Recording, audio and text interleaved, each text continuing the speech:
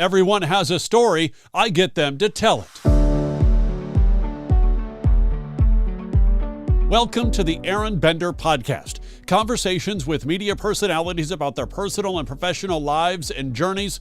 Really appreciate your support, whether you're watching on YouTube or IGTV or nightly at 11 p.m. Pacific or 2 a.m. Eastern on DB&A TV at dbnatelevision.tv or streaming with the DB&A TV app on Amazon Fire, Roku, and Apple TV, or listening on your favorite platform. Before we get to my conversation with Julio Cortez, a little about my story. I'm a widowed dad of two girls who just lost their mom. A grieving husband, a man in recovery trying to reconnect with the world with fresh eyes, faith, and perspective, a college journalism professor, a white guy in a world of injustice, a 20-year broadcast media veteran who had his dream job and then lost it. A year and a half ago, God gave me a gift, an opportunity to stop, step back, and breathe so I can learn about love, vulnerability, forgiveness, grace, self-care, patience, and understanding. Julio Cortez is a photographer with the Associated Press who just recently won the Pulitzer Prize for breaking news for his coverage in Minneapolis. He's come a long way since growing up in a little town outside Mexico City, entering the U.S. without papers, and spending nearly a decade going to college before eventually graduating from Cal State Northridge. Take me to the moment you heard your name announced as a Pulitzer Prize winner. Oh man, that was an incredible moment. You dream about this moment all your life, all your journalism career. To hear your name, in particular for me to see my picture, that was the key. I had my family, I had my wife Emily and my two sons with us, and I told them, I prepped them. I told my 3-year-old son Sebastian, I said, if Daddy's photo shows up on the screen, that means we're champions. So the minute that the image came out, I jumped up, and there's an awesome video that shows that emotion. But I just jumped up and I screamed and celebrated. I started crying immediately because it was completely unbelievable. The iconic picture you took, because you were one of 10 Associated Press photographers awarded the Pulitzer Prize for your coverage of all that was happening last summer, and your photo of Minneapolis, or out of Minneapolis. How did you come to take that photograph? And did you, going into the competition and of course being awarded the Pulitzer Prize, did you understand going in that was like the iconic photo of the 10? Right off the bat, when we took that picture last year in Minneapolis, it blew up, crazy. I know that the term going viral is used very loosely, but this one actually did go viral, which was really incredible. I try to do a lot of these dangerous assignments under the radar.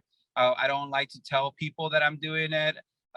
In fact, I kind of go in and don't even post on social media until I'm done, just so I can, focus and not have, the chatter, the messages or whatnot in the background. I just want to clear that space.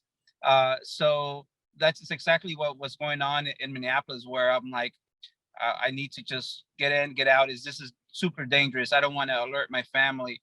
So, but it was crazy because I shot that image at 11:59 p.m. with 38 seconds. So symbolically, it's like the turn of the day, which is even more incredible. But I left the scene at about 1:30 and went to bed by 3. Woke up at 7, thinking, all right, just another day of work. Let's see what we can get today.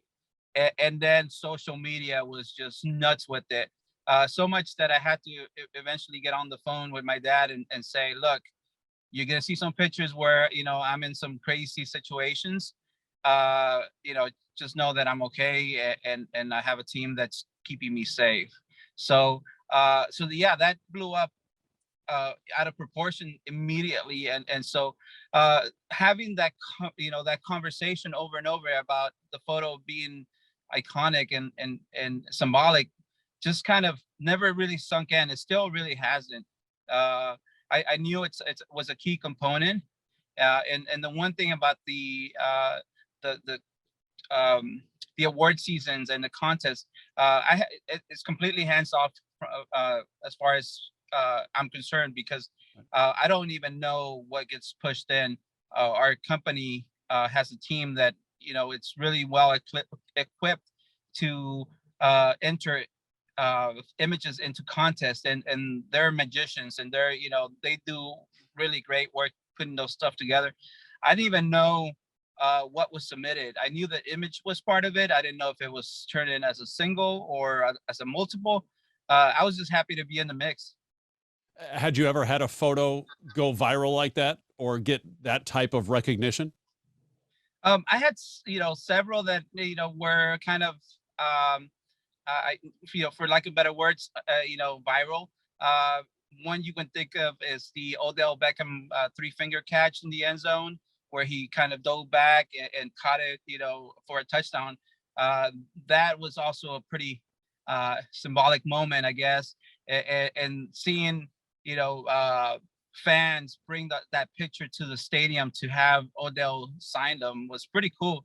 But nothing like this. This one reached, worldwide. People were looking at it in the different formats across the world.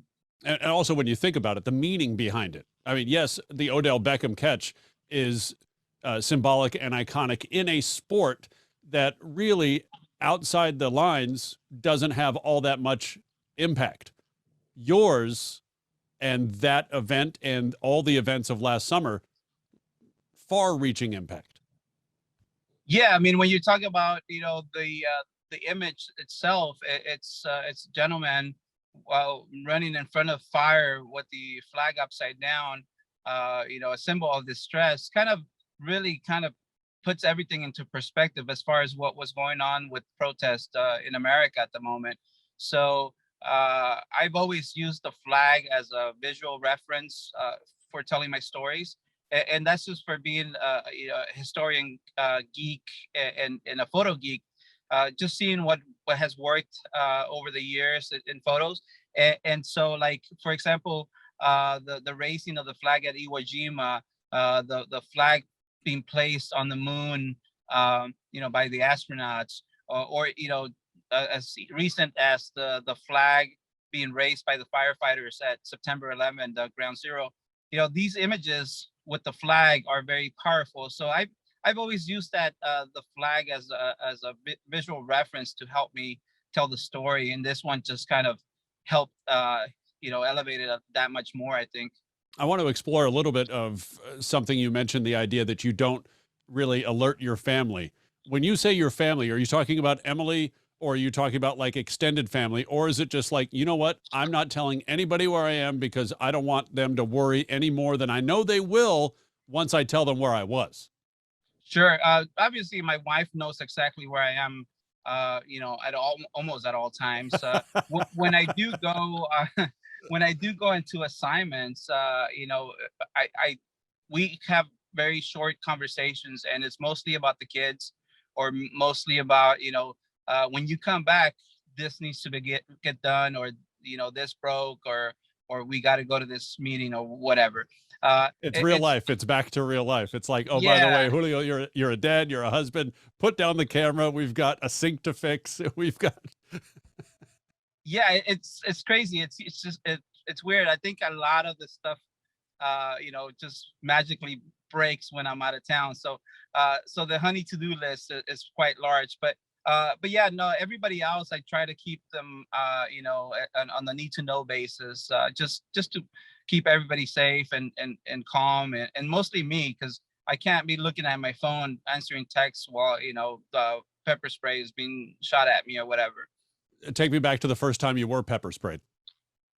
Actually, I've been very fortunate. The times that I have been for pepper sprays, I've always had protection. So, but the first time was actually in Minneapolis. It was not that night where that photo was made, but also, you still there? Yeah, I'm here. That's fine. All right. That's Yeah. fine. For the people listening, his video just dropped out. If people watching on YouTube, you already know his video dropped out. So go ahead. So Minneapolis pepper sprayed. Yeah. So it was a couple of days after that. There was just a situation where cops were getting pretty active with the protesters, and I got a little bit of the residue. You know, my whole style in photography for these situations is to be as up close as possible. So you're gonna get a little bit of the ripple effects of it. So yeah, I mean, luckily I had a mask on, and I was able to just swipe it off my mask. But one thing people don't realize is you get it on your body, and then you don't really think about it because it's there. You go back to your hotel room, back to your house, and you start washing up, and it kind of reactivates. Oh no! Oh no! So one thing that I learned very quickly is you gotta shower in pieces. You gotta like do your hands first in the sink, do your face in the sink, and then you jump in the shower, because otherwise, if you don't do that, if you're a rookie, which never happened to me, thankfully, 'cause people told me, but if you're a rookie, you jump in the shower, everything's gonna go to places that are very sensitive, and Oh no! and pepper spray, you're gonna be remembering the cops at that moment all over again. Tell me about, because we've talked about you've got a wife, you've got two young kids. How are you a different photographer now compared to when before you had a family? Oh, it's night and day. Now I'm more careful. I try to act a little bit more conscious of my personal safety, because I need to come home. When I got sent to Minneapolis, I was actually really scared for my life, because I had followed the news for a couple of days, and I knew it was very scary. So that approach definitely changed. Once I got married and started having kids, I don't want to miss out on being a dad. So I try to make sure I come home. You're about to have baby number 3. Is it another son or is a daughter on the way? We have no idea. It's we've always been the surprise kind of parents here. So much that our second son, when he was born, my wife had a super fast labor. We were set up for a home birth, and it was so fast that our midwife didn't get there in time. So I caught the baby myself. Oh, no. And so when you talk about going into burning buildings to photograph that stuff, that's a piece of cake compared to having to catch your own baby. Yeah, capture an image or capture your baby. Which one would you rather do again? I've already told the midwife that she's gonna have to assist me, because I'm ready. I'm certified now. You know, if you see on my Instagram bio, I actually put, like, for fun, I put part-time mid-husband. I saw that. I was going to ask, what do you, but now I know what you mean. Yeah, it's just one of the proudest moments of my life to be able to save my son, but from falling on the ground when he was born. It's just super cool. Yeah. So I remember at Gymboree once, I think our firstborn was maybe like 2 or 3, and she's on the jungle gym or whatever. And she started to fall back, and, dad reflex. And I grabbed her, the back of her head, maybe about an inch or 2 before she fell to the ground. Wow. Now, so that's after 2 or 3 years of practice. Now I know your second son, you've got some dad reflex practice, but nothing can prepare you, I don't think, for that. No, well, actually, the fact that I saw my firstborn being born helped me, because I knew what was going on. But if this would have been like, cold turkey, like, this is your baby coming out, I probably would have passed out. So, midwife would have walked in and have to wake me up, get the baby, and so yeah, just crazy stuff. What's an example of, we talk about that night and day of how different you are a photographer before your family, and now that you are a husband and a dad, you've got to come home. What are some examples you can think of where, like you said, you run into a burning building and you're taking pictures? What are some examples that come to mind, pre-dad Julio going into breaking news situations to take photographs? Well, for once is for my bachelor, what I did for my bachelor party, I went and went skydiving for the third time, and and I didn't know like if it was my third and last time. So I just wanted to make sure, because I knew that once getting married, it would be a lot harder for me to make those decisions. But photograph wise, I mean, luckily I haven't been exposed to too much violence. I did work in New Jersey, where in Newark, New Jersey, a very violent town, and I did get beat up a couple of times there. So you know, walking into the projects with expensive gear, and without anybody else to back me up, that was kind of silly and dangerous, but I was willing to do that. Whereas now, I won't go into the projects by myself. I find another colleague, or try to figure out a way to do it where I have backup. You brought up the expensive gear. I was going to talk about this a little bit later on. I've got a brother-in-law who's a photographer, and I showed him some of your photos as well as your Instagram, and he fixated on one of the lenses you were carrying kind of over your shoulder. This was at the Naval Academy graduation, where you were taking a picture of the Mexican flag that was draped over, I think a chair may have been over one of the graduates. But I was like, wow, look at this photograph. It's great. He's like, ask him about that lens. And, like what, when you talk about expensive gear, like what's the most expensive piece of equipment you have? I mean, is this something that you pay for? Is this something that your employers kind of subsidize? How's that all work?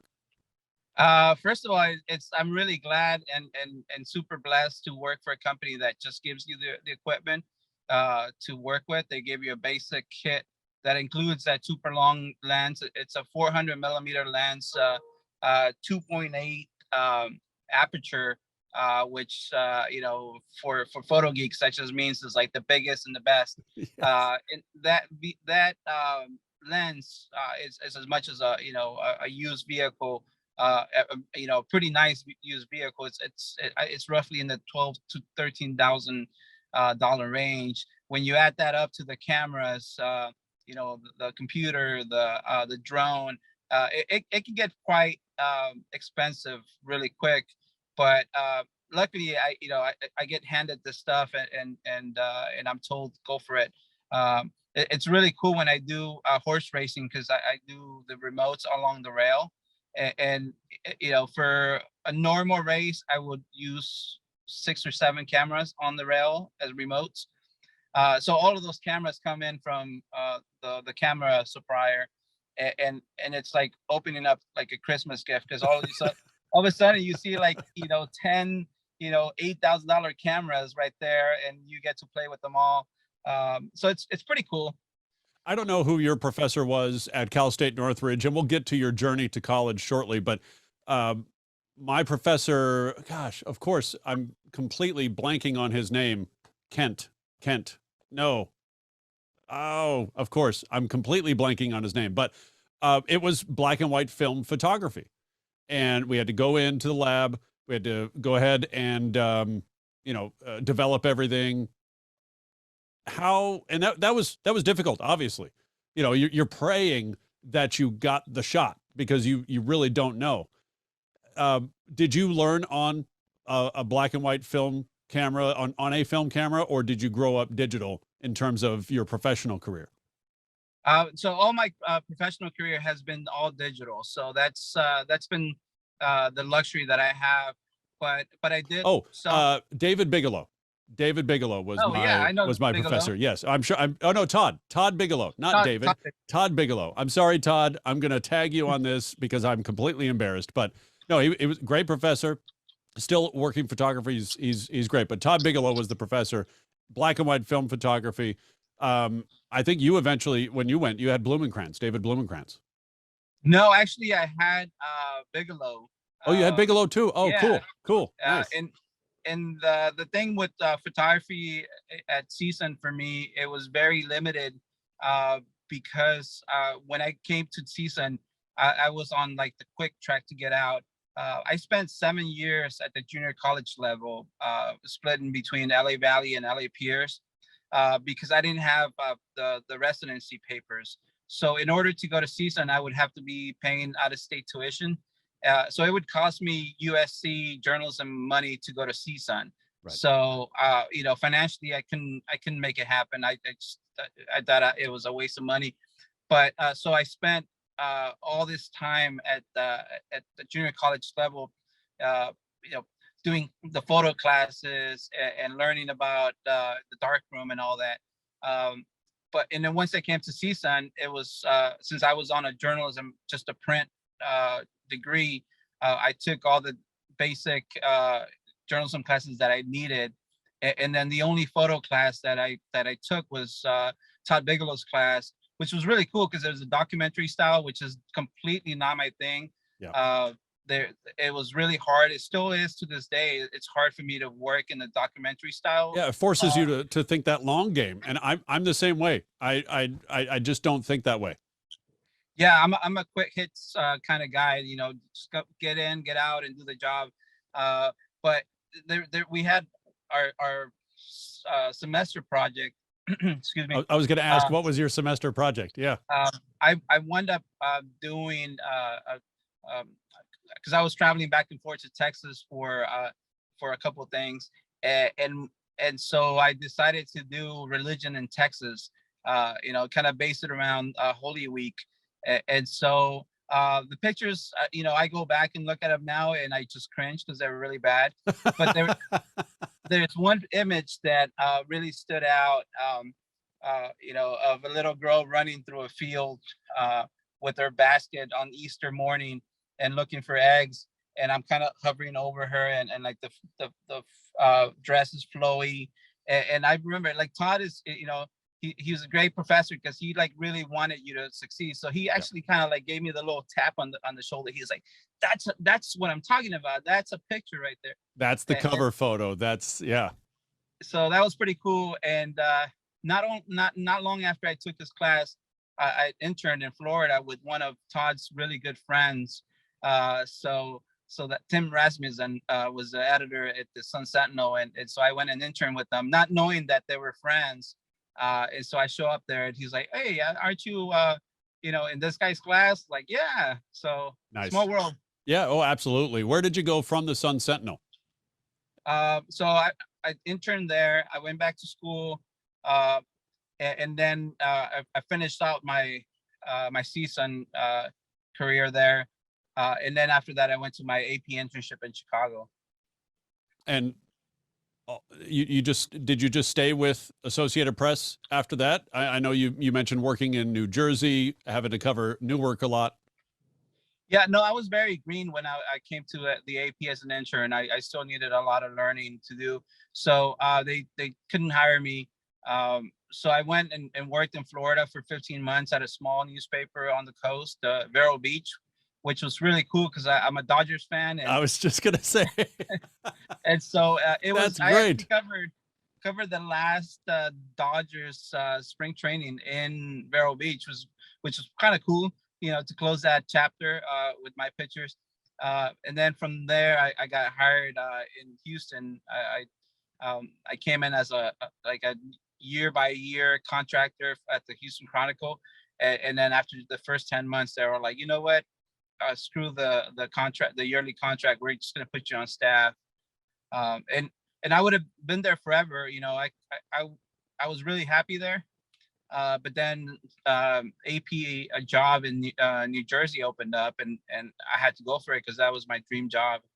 Why was that your dream job? And then also I want to ask about that moment you heard from the Houston Chronicle where they're like, you know what, forget the year to year, let's go staff. Just that validation, just, saying it's like that little fist pump on your shoulder from your professor in college, just reassuring you like, okay, you have made the right decisions and you're doing the right thing.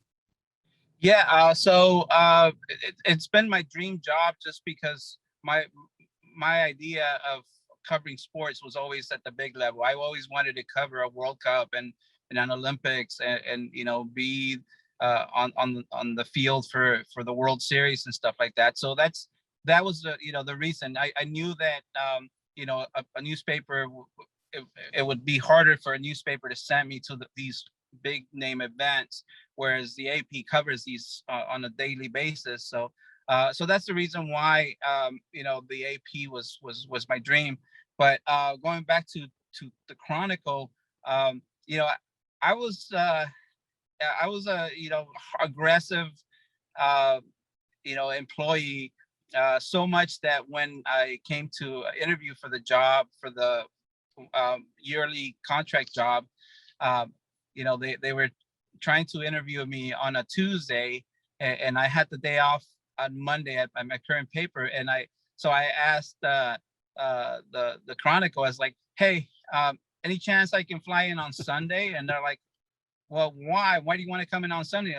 And me being so aggressive, I was like, well, because I want to come in and start looking for an apartment. Like I'm already kind of, laying the groundwork. I'm not wasting any time.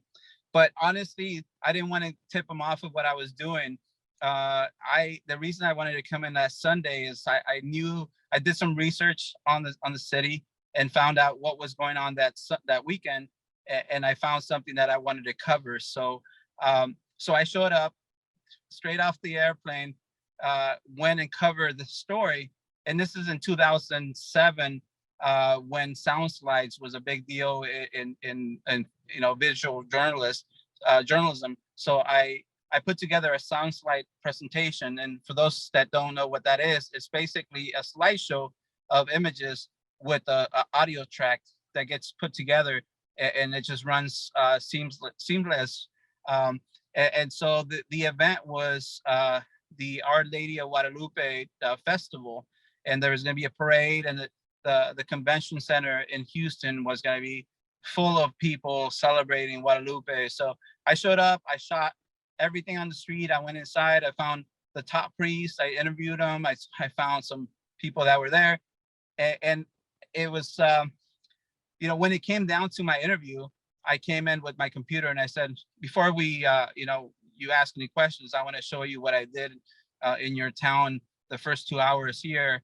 And then I popped it open, hit play, and then as soon as that was over, I pulled up the Monday's paper, and I showed them the page 2 coverage that they did with a postage stamp photo of it. And I said, the Mexican community in your city right now is a large part of your demographics, and this is the amount of coverage you gave them.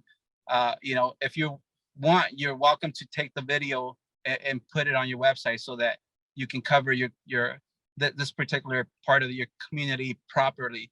And the 6 editors were quite impressed. The editor-in-chief was not happy, but he was impressed. And so this long-winded answer is really all about, like, I was ready to come in and get it done. I wasn't going to wait for anybody to hand it to me. Well, I mean, 8-9 years of college, you're chomping at the bit to just get out. That editor-in-chief not happy because you're calling out his paper. You're calling out the deficiencies in the coverage, but at the same time, that's what editors and bosses need from their employees, from their teams, is to just say, hey, this is how I see it, and this is what we can do better. Yeah, and I think that's one thing that we lack in the newsrooms is the freedom to say, hey, we need to cover this, because a lot of times, we come up with an idea and maybe you're told, well, financially we can't happen because it's OT or travel or whatnot, or maybe there's just not much interest in it. But I did a workshop, a photo workshop. It's called the Missouri Photo Workshop.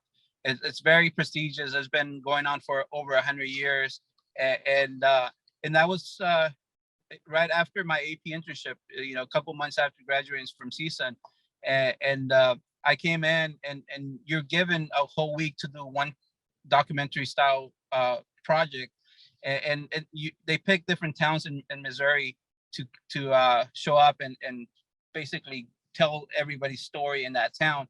And I found one that the the editors on my team were not happy with it. We're not very interested in it, but I stuck it out and I did it, and it wound up to being like one of the nicest, like wholesome stories of the week. So much that they gave me what they call the Spirit of the Workshop Award, because I was just like resilient. I was like, no, this is the story and we got to do it. So yeah, we need a lot more of that in newsrooms, where people aren't afraid to say, look, I'm the eyes and ears on the ground. I think this is the story, let's go for it, and get a shot at it. We've brought up Mexico a few times. We've talked about the Mexican flag in a couple of your photos. You've talked about representing the Mexican American community in the city of Houston. Let's talk about Mexico. Where in Mexico are you from, and how did you get to the United States? Yeah, I'm from a small town outside of Mexico City, known as Tepexpan.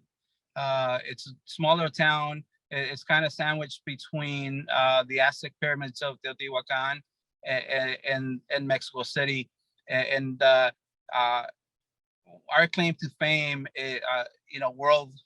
worldwide, is that the oldest human remains in Mexican territory were dug up in that town. So it's that's pretty cool. That's kind of what put us on the map. And now with this Pulitzer, it's kind of putting us on the map again. I got local politicians posting videos, of my interviews, because a lot of the Spanish networks, national Spanish networks here, that interviews after the award. So it's pretty cool. It's pretty cool to bring something, to be proud of back to my town. And we came to the States. My parents actually came to the States a little bit before I did. And my dad was really lucky because he came in and got into the Reagan administration's amnesty program, and he got his papers really quick. Whereas we came, we didn't want to wait for him to petition for us to come to the U.S. We just came. So unfortunately, it wasn't easy. We got busted at the airport in LA. We were traveling on a travel visa, but obviously with the intent of staying long term. And we got busted and got sent back to Tijuana. But in true resilient Cortez fashion, we were in LA 27 hours later. After crawling through a hole in the fence in San Isidro and just making our way back. But yeah, I spent 13 years undocumented, which, it was really hard in Southern California. You had Prop 187. I couldn't drive a vehicle. I couldn't get a lot of the medical services. So it wasn't until I was 23, 24, when I finally got my papers. And then I literally got my papers July 17th. And by August 23rd, the next month, I was enrolled at CSUN and ready to go. Just waiting for it. Just like, okay, here we go. Yeah. Yeah. Now I want to ask, like, that stress level, did that stress level ever drop from the time you were stopped at LAX, taken back to Tijuana, then you sneak through that hole in the fence in San Isidro, not for like another 14 or 15 years? Did the anxiety ever ease? The anxiety actually only would come up and down when there were certain obstacles, like getting a driver license or having to go to a 4-year college. But other than that, I was too focused on what I was doing. When I actually came to my interview at INS for my residency, I almost got denied because the paperwork that I was coming in under was as my father petitioning a child. And so obviously I'm no longer a minor. And the judge said, you're not a minor anymore. You don't qualify. And I busted out a binder that I carry. And in this binder, I used to have all my work. I still have all my awards and all my accolades in there. And I opened it up and I was like, look, LA Times scholarship, CCNMA scholarship. When I was in 8th grade, I was the fastest mile runner in the whole state of California. I ran the LA Marathon 3 times. You know, I've got this award. So basically running down, and I looked at the lady's face and I said, look, you know, you got people outside of this room who you're going to accept just because they went through the motions. But like, here is a proof of somebody that's doing everything right. You know, I even had a copy of my selective service paper showing that, you know, look, you give me a social security that's, you know, that's legit, and you need somebody to go fight for you in a war. I'm down. Just make me an American. So that kind of sold the case, and so she made an exception to give me the residency. But you know, again, I was so fixated on getting all these things done that the anxiety didn't really you know, take part of it. It was just in little spots here and there. And have you since become a citizen? How does the process all work? Yeah, so you know, I could have become a citizen 5 years after that. I was lazy and I didn't do it right away, but I did eventually do it. I did it in 2013, and it was really cool. You know, unfortunately, I did it in Newark, New Jersey, is where I applied for everything. And Newark doesn't have those big ceremonies with, you know, thousands of people raising their hand, and you know, it's just very low key and private. So so I kind of missed out on that because I photographed, you know, a fair share of naturalization ceremonies, and always thinking, man, that's gonna be me someday.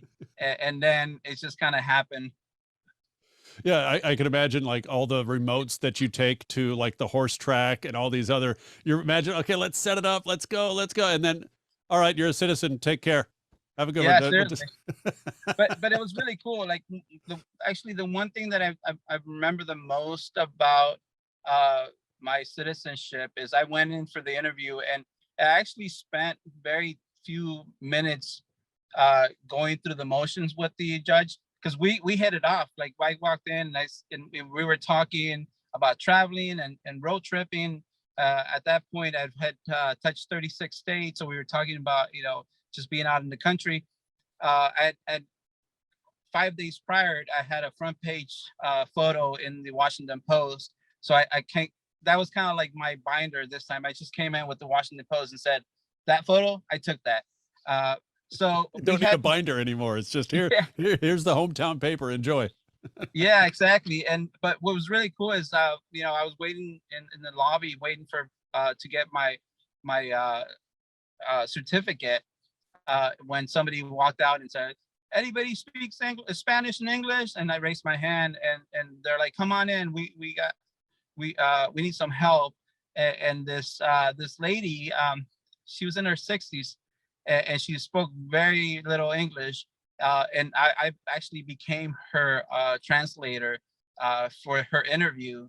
And so that was really cool because she struggled, and I was kind of like underneath my breath, kind of like giving her the answers and like helping her, like, you know, get citizenship. And so like that was cool. Like that kind of meant more than actually me getting my citizenship, is this lady who can hardly walk is getting her. So that was pretty cool. We've talked about your resilience, and you've given several examples of your resilience. Where did that come from? I think a lot of it has to do going back to being on at that fence in San Isidro, where, you know, I know that you know, we're doing this because you know, for a reason. And so I didn't want to come here and be you know, kind of in the shadows. I wanted to really make my parents' efforts worth it. You know, like my my parents gave up everything. They gave up their family, their language, their culture to come here to give me an opportunity to succeed.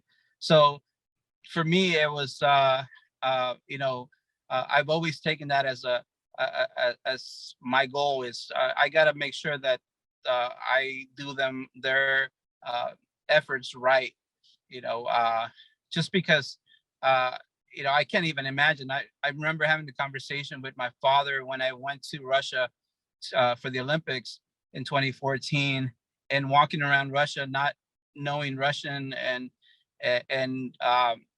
struggling with the language barrier, and just putting myself, because I was like, my dad did the same thing. He just kind of walked around, except he didn't have like money in his pocket. He didn't have a nice hotel to go back to at the end of the day.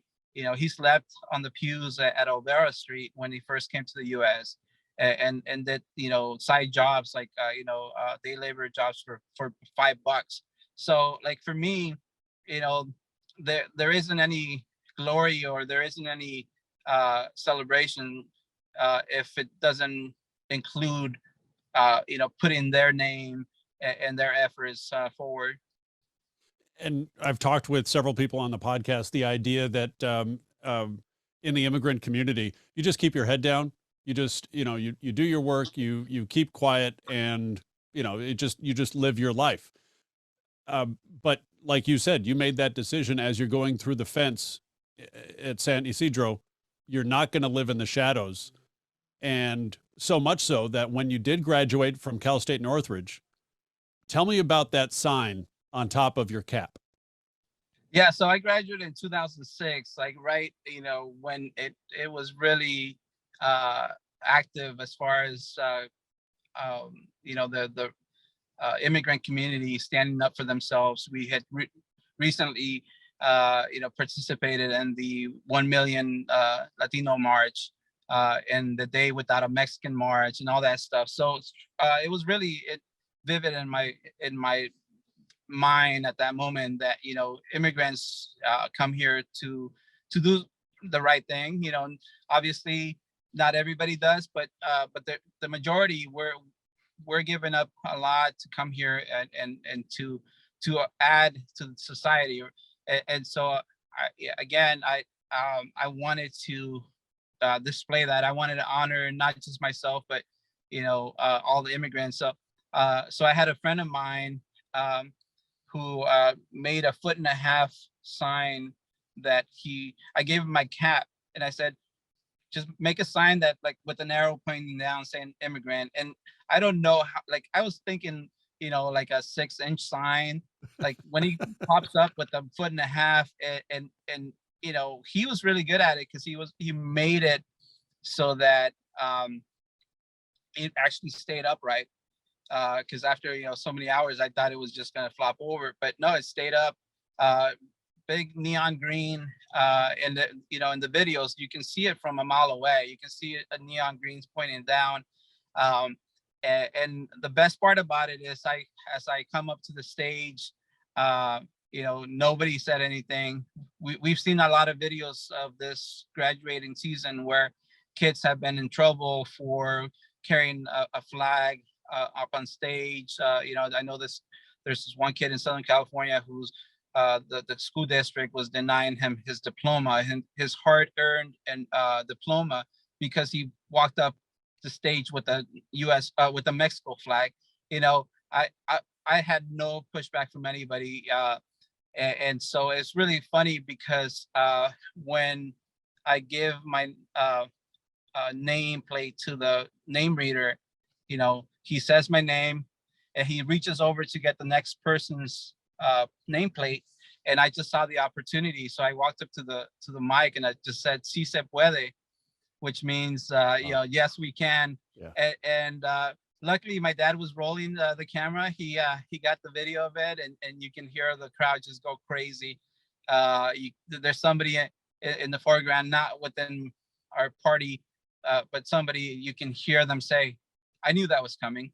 Like, because people had seen my sign so far, Right, like they were like, "What is he gonna do next?" Like there's something else. Like this is not it.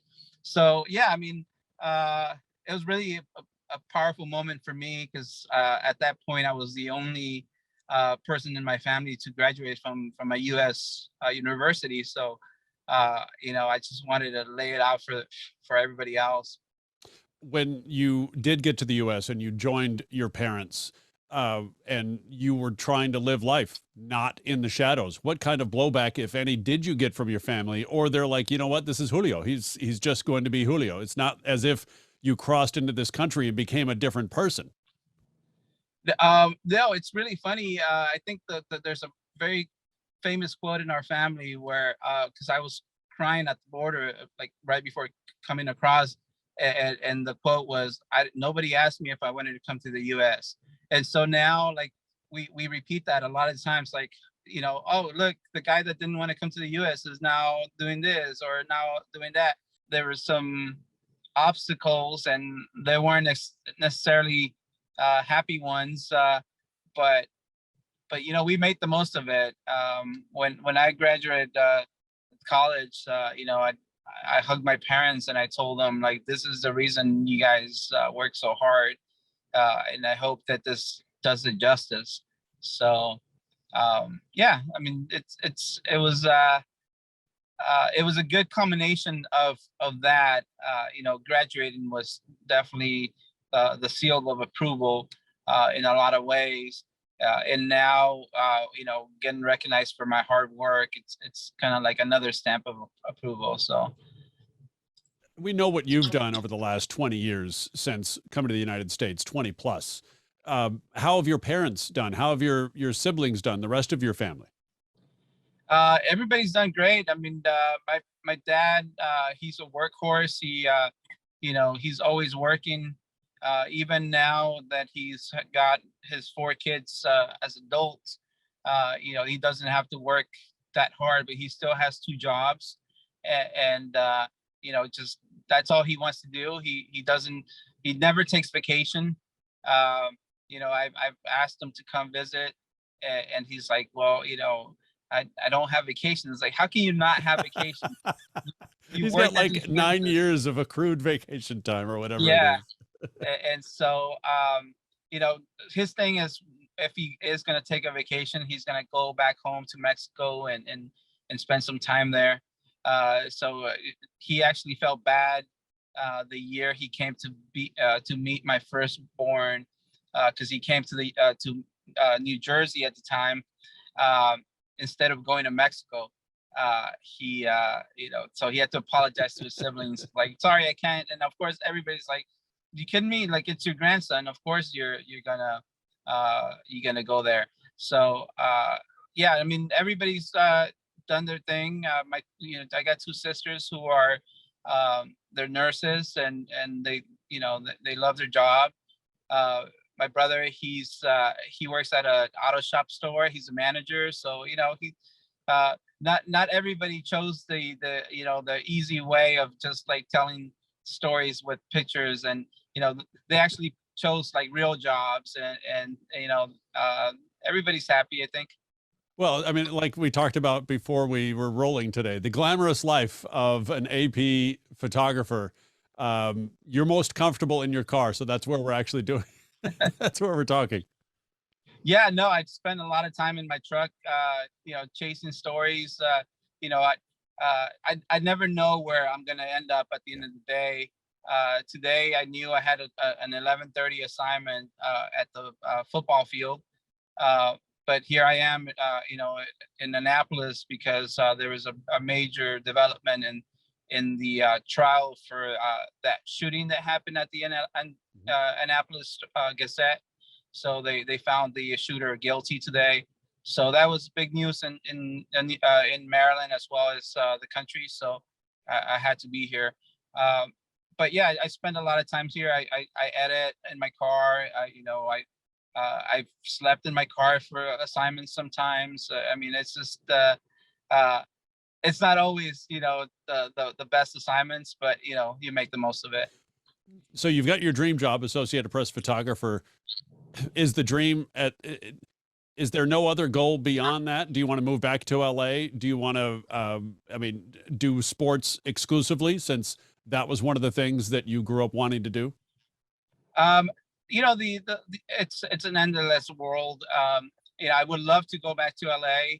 I don't know if that opportunity will ever present itself, but honestly, I see myself as an AP photographer for a long time. So if I get to go to LA, it's because I'm an AP photographer in LA. You know, it's not because I'm doing something else. So you know, I the one cool thing about being a photographer is I've been able to see a lot of the country and a lot of the world. I touched 48 states, you know, because of work.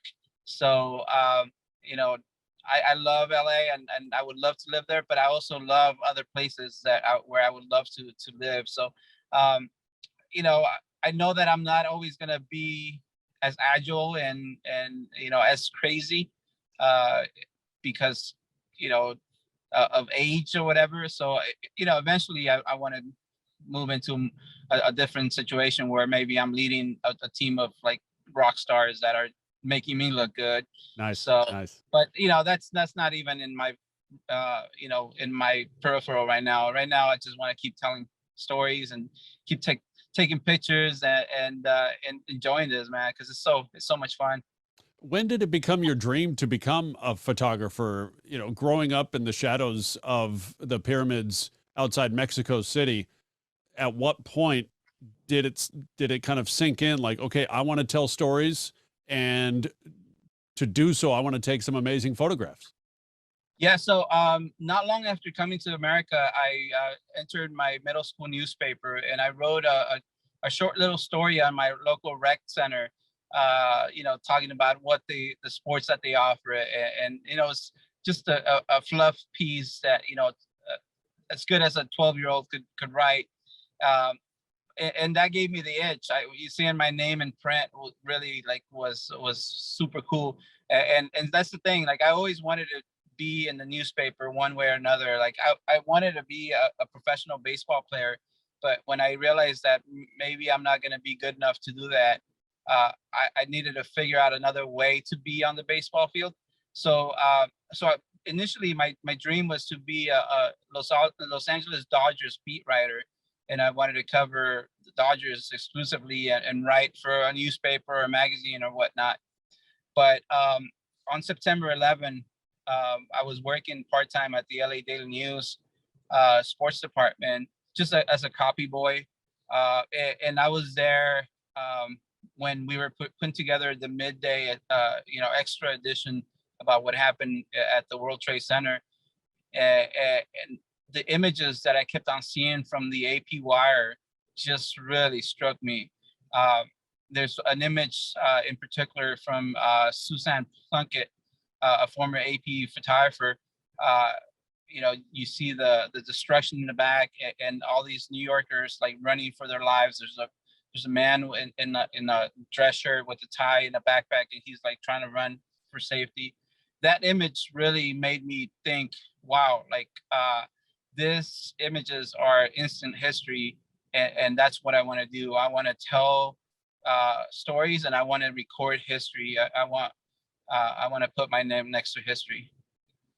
Shout out Beto Duran, because it's through his Instagram that I found yours and you and your story. And I didn't really connect all the dots because we go back to when you took that iconic photograph. If we go full circle for this conversation, when you took that iconic photograph in Minneapolis, it made the rounds among the CSUN journalism professors. And only around the time of your Pulitzer Prize did I put two and two together. It's like, oh gosh, of course I've seen that photo. That made the rounds in the email last summer after it was published, after it went viral. And I'm so proud to be able to communicate with you and connect with you. And I mean, just I'm proud of you on so many levels. You don't need me to tell you that you know, you don't need my validation, but I love seeing your work, and I love seeing your Instagram and your family stories, and like all the different things that you've got going on right now. So proud of you. Really appreciate the time today, man. Yeah, for sure. You know, it's funny. You mentioned last year the photo making the rounds at CSUN because one of the professors, David Blumenkrantz, posted on his Facebook. And it's funny because after several days of just being in constant, you know, riots and disturbance and everything, one of the local photographers in Minneapolis invited us over for a little barbecue at his backyard. He's a former AP photographer, and his name is David Gutenfelder, and he lives there, and he invited us all to kind of just chill, and we're hanging out, we're talking to the at this table, and there's this kid. I call him a kid because he's half my age, but he's there, and he's like, asking a lot of questions and saying, hey, I just came from LA. I just got here. I want to, I'm in school, and I'm, as soon as I asked him, it's like, hey, what school? And he's like, oh, I go to Northridge. I'm like, dude, I went to Northridge. so we're talking, just candidly. And then he goes, well, let me find you on Instagram and I'll follow you. And then he's like, as soon as he pops over my Instagram, he's like, wait, my teacher was just talking about you. And I'm like, oh, is that David? He's like, yep, that's, and so anyways, we made a connection there. And that's kind of really cool because, he had already been taken under David Gutenfelder's wing, being there. But a lot of us took him under our wing, and now he's a staff photographer at Getty Images in Houston, and mostly because he had that like aggressive attitude that I'm just gonna go. I only have $400 in my pocket, and I don't have a rental car, but I'm gonna figure it out. And now he's traveling the U.S. telling pretty cool stories. So it's really cool to see those full circles and to to kind of embrace another seasoned student that's out there with so much energy, because I see myself in him. It's like, hey, I was in your shoes. I know exactly what you're going through right now. And shout out also Ringo too, one of my classmates at Cal State Northridge, sharing that Pulitzer Prize with you and the other 8 AP photographers on that team. Yeah, that was pretty cool. That's one thing that I failed to mention earlier is that, my photo is like the lead image in that package, but there's 9 other photographers in that group that are just incredible, and a lot of people I've looked up to for a long time. It's just incredible to be in that group. So in true like AP fashion, it's like it's the AP gets the glory, and we're just kind of like the components of it. So it's pretty cool. You ready for baby number 3? And when I say any day now, it's like any day now. We had to do it this week because next week you might not be available, and I couldn't do last week because I wasn't available. So we had to squeeze it in this week because you're about to be a father for the 3rd time. Yeah, we're 4 days out, so it's really exciting. I hope I don't have to do as much work as I did last time, but you got your catcher's mitt ready? That's I'm ready. I played catcher growing up playing baseball, so it's just so fittingly that I caught a baby. So we're ready. I mean, when you have 2 kids under 3, what's another one? So